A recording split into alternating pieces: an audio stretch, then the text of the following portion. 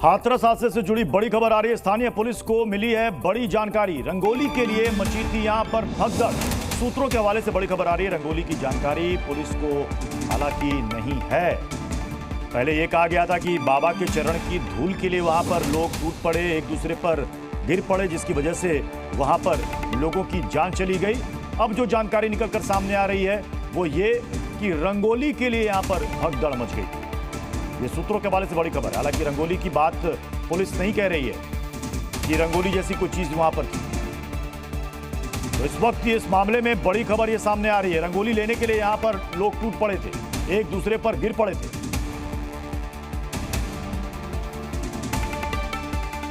हमारे साथ जयप्रकाश, हमारे सहयोगी, इस वक्त हाथरस से जुड़ चुके हैं। जयप्रकाश, ये जो खबर आई है रंगोली के लिए लोग वहां पर टूट पड़े थे, अब तक हमें जो खबरें मिली थी वो यही थी कि वहां पर बाबा के चरण के धूल के लिए वहां पर होड़ मची थी। बिल्कुल, देखिए प्रत्यूष, बहुत तरह की बातें सामने आ रही हैं। कोई कह रहा है कि रंगोली के लिए टूट पड़े थे, कोई कह रहा है कि बाबा की जो मिट्टी लेने के लिए वहाँ टूटे थे और उसके बाद बाबा ने पानी की जो बौछार करा दी थी वो लोग उनकी वजह से भी ये हादसा हुआ। लेकिन उस हादसे में अपने परिवार के 3 सदस्यों को गवा देने वाले लोग हमारे साथ हैं।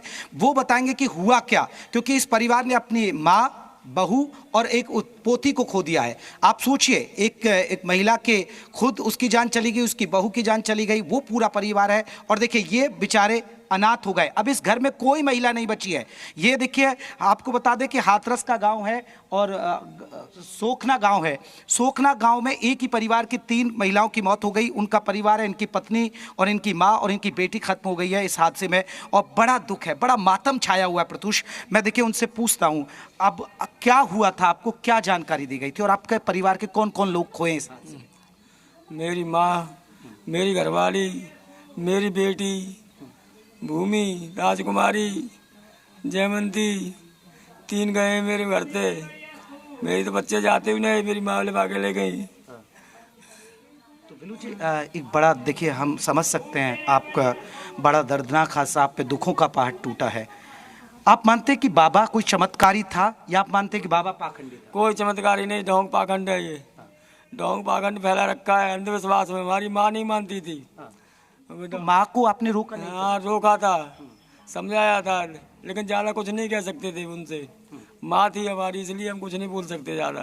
तो वो क्या कोई कभी कहते हैं कि नींबू चाय एक देते थे, काली चाय, पानी, कभी माता जी ऐसा लाती थी? पानी लाती थी। तो उस पानी से कोई चमत्कार? कोई चमत्कार नहीं। क्या चमत्कार, कुछ भी चमत्कार नहीं होता इनसे। तो आप चाहते हैं कि ये जो लाखों लोग जुड़े, ये सब अंधविश्वास मानते हैं आप उसके पीछे? अंधविश्वास ही है। लाखों लोग जुड़ रहे हैं, अंधविश्वास ही है, और क्या है? क्या चमत्कार है? चमत्कार होता तो ये क्यों नहीं? अब चमत्कार दिखाया उन्होंने कि तुम्हारी भक्त है, मर रहे हैं, गिर रहे हैं, दब रहे हैं, कुचल रहे हैं, क्यों नहीं रोका उनको? कोई चमत्कार करके दिखाते तो ये रुकते, बचते। तो ये काली चाय का भी कुछ बता रहे हैं, काली चाय का क्या कहते थे? माता जी ने कभी काली चाय का कभी जिक्र किया? यहाँ घर तो कभी नहीं बनी हमारे। तो कहती थी काली चाय के बारे में? काली चाय कहती थी, लेकिन आप घर पे कोई। तो ये क्या बाबा भूत प्रेत भी भगा देता था क्या? कुछ नहीं, कोई भूत प्रेत ना है। तो आप क्यों नहीं समझा पाए? देखिए प्रत्युष, एक बहुत बड़ी बात है, ये सोखना गांव है, करीब इस गांव के 100 से ज्यादा लोग उस बाबा से जुड़े थे। और इस परिवार में 3 लोगों की मौत हो गई, एक दूसरी फैमिली है उसमें एक महिला की मौत हो गई, और 100 से ज्यादा लोग इस परिवार से जुड़े थे। ये देखिए छोटे छोटे बच्चे, अब इनके माँ का साया इनसे सिर से उठ गया है। अब सोचिए, इस घर में एक भी महिला नहीं बची है। इनकी पत्नी थी, इनकी माँ थी, उनका निधन हो गया है। इनका बहुत ही दलित परिवार है, बहुत मजदूरी करके ये काम करते हैं। तो ऐसे बाबा को आप क्या चाहते हैं कि ऐसे क्या कार्रवाई होनी चाहिए? इनको बंद करा दो, ये सत्संग बंद करा दो, जेल भिजवा दो। अब चौना बाबा सामने आ रहे, वहाँ तो सब बर्बाद है को।